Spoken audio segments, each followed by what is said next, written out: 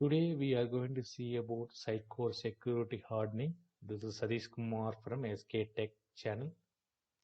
Before going to the topic, I'm reiterating once again, please subscribe the channel. If you are not yet subscribed it, then only whatever the video I'm posting will reach you automatically. Let us into the topic. There are a few security hardening steps. First is we need to plan for restoring backups. So backup server and backup database backup. This need to be set up so that if any tragedy or any uncertain, unfortunate situation occur, then we can restore the data from database and website folder. This is one. This is the first thing in security hardening. And next is in Sitecore default admin password is everyone know that is B. So we need to change the default admin password to some strong password which cannot be hacked. Okay. And next is separate content management and content delivery server. So you need to provide a different server for CMS server, and you need to provide a different server for content delivery server. Okay. Then only maintenance will be easy and it will be more secure. You can provide different credentials, security permissions for CMS and content delivery server as well. And connect string, you need to encrypt the connect string so that if anyone cannot be hacked or read the database related information. Okay. For that, you can use ASP-rich IAS.exe. This is a command line exe. You can use this in the command line and you can encrypt or decrypt the connection string. Okay. You can use with -PE or -PEF option. Okay. Next is denying anonymous user access to a folder. So below the list of folder, we need to deny the anonymous user access.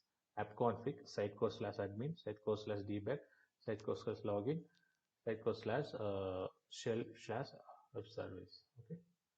How can we do this?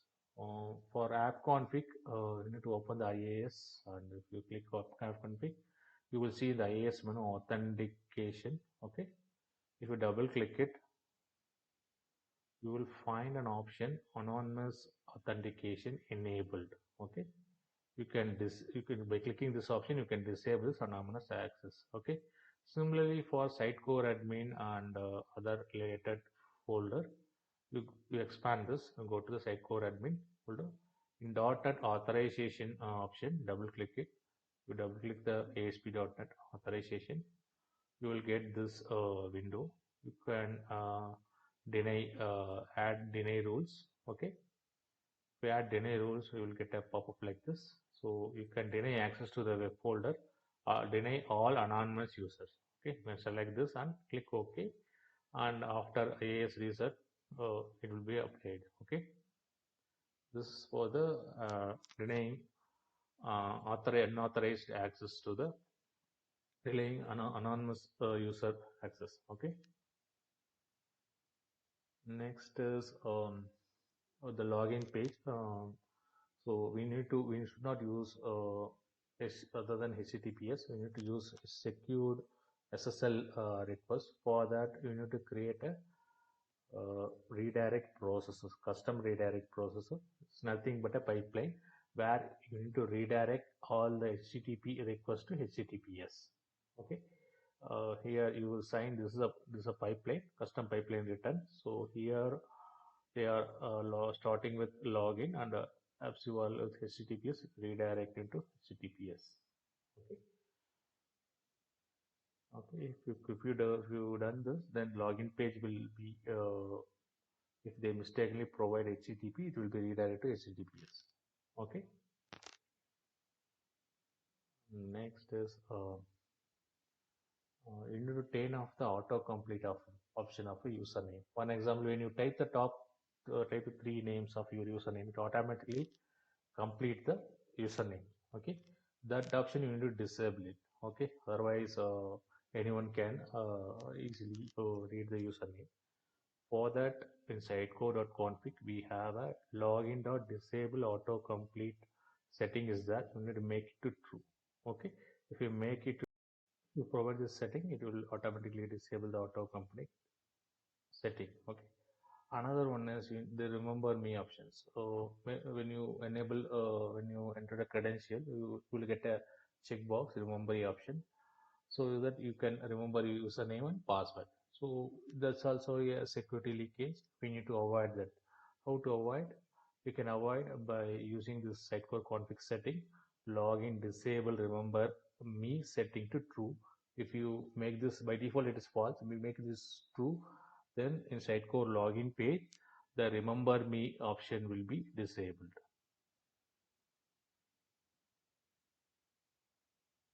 Similarly, there are another option you need to disable, that is remember last logged in username setting. There is a there is a setting in the browser. You can it will remember the last logged in username. So you need to disable this. Okay. In sitecore.config, there is a login remember last login username setting user is available. You need to make this login remember last logged in username setting to false. By default, it is true. If you make it to false, then it won't remember the last logged in username. Okay, in Sitecore login page. Okay. So there are some administrative tools available, that catchy.aspx or dbclean aspx, logs.aspx, even dbbrowser.aspx, that is available in the sitecore/admin. Okay. Okay. You can disable this administrative tool by going to this folder sitecore/admin in the website root, and you need to rename this .aspx to .aspx.disabled. If you rename this to a new .disabled, then this tools will be disabled. Okay, for an example, logs.aspx can be disabled to logs.aspx.disabled. Okay, so that it won't be available, so no one can browse it from external source uh, to get the information. Okay. Another one is denying script execute permission for the upload folder. In website, there is a upload folder is present. The main functionality of the upload folder is whatever the files you are putting in the upload folder will automatically, it will take, and maybe depending on the format, it will either load in media library or other functionality it will work. Okay. In order to avoid this, we can deny the script and execute permission of the upload folder. In IAS, go to IAS, there is click that upload folder, there is a handler mapping menu is there in the IAS menu. Double click it. Okay. You see you will see a edit feature permission menu is there. You click that edit feature permission, you untick the script and execute permission. Okay.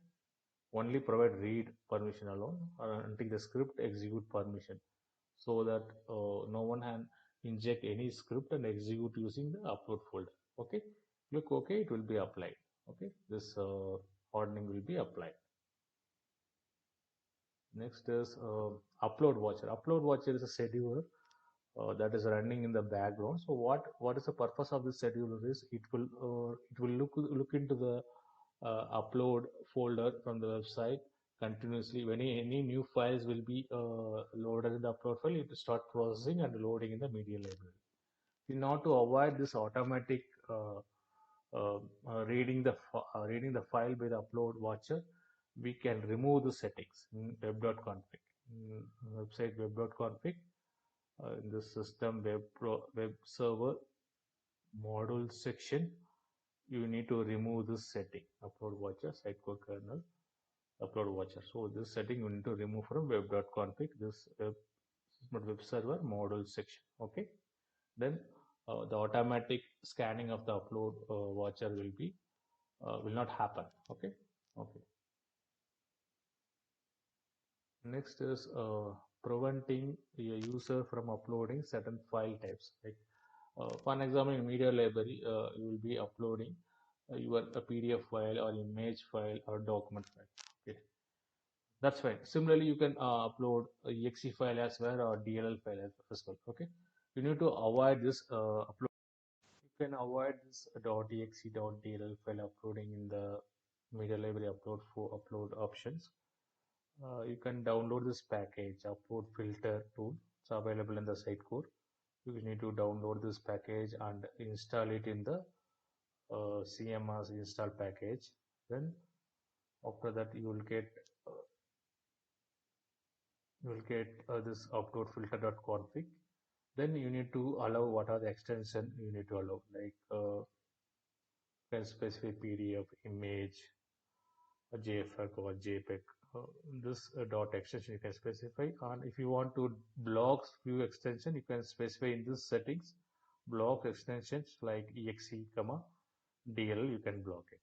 Okay, using this settings and this package you are downloading from Sitecore, if you deploy it and you updating after updating this config settings, when you try to upload a file other than the allowed one, you will get this warning like this. Okay, one, it's like an exception. You can't upload DLL or exe because there are settings, and upload filter is also you installed Sitecore, so it will won't allow the blocked extension. Okay,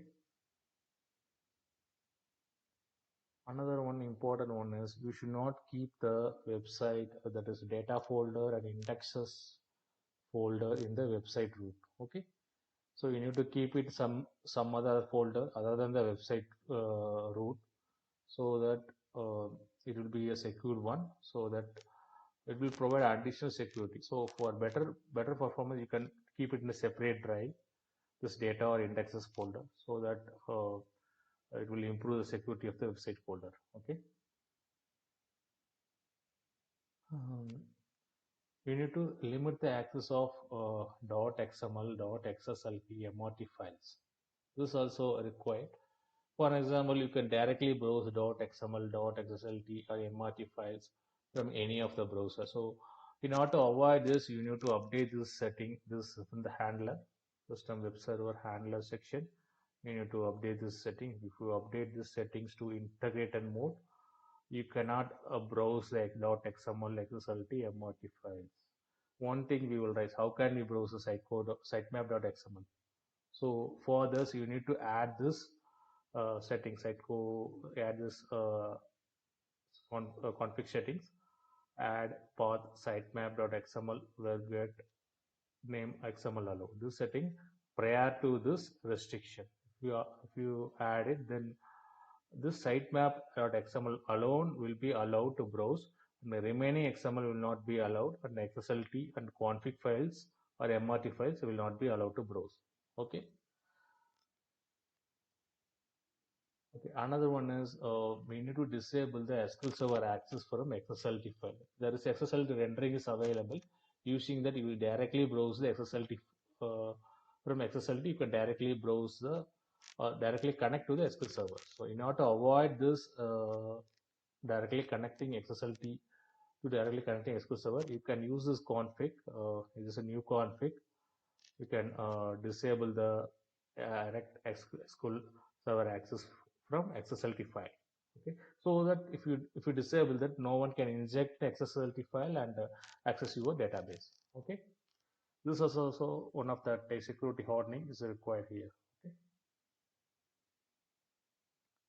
and this is you need to the particular page you have header section. Okay, which provide you this information that XP, ASP.NET version, X powered by H, X powered by this option is unwanted information, so that you can disable this you can remove this from the header. There is a config in the web.config. There's a web.config. There's a setting, the system.web HTTP runtime enable version header false. If you mention this setting, this X ASP.NET version updating in the header will be removed, so that no one can decrypt the page or read the header, and they can't able to identify the ASP.NET version. Okay, so if you update this setting to false. Okay, another one is X powered by. X powered by you need to remove this from the heading. It's powered by HTTP header. So you can disable this option, this settings from header by using this settings, system.web server HTTP protocol custom header. So remove name X powered by, so that no one can read the information from the header. You can disable this two headers. Okay. Similarly, so this will help us to avoid unnecessary reading of header information and identifying which ASP.NET version and powered by option from the header. Okay.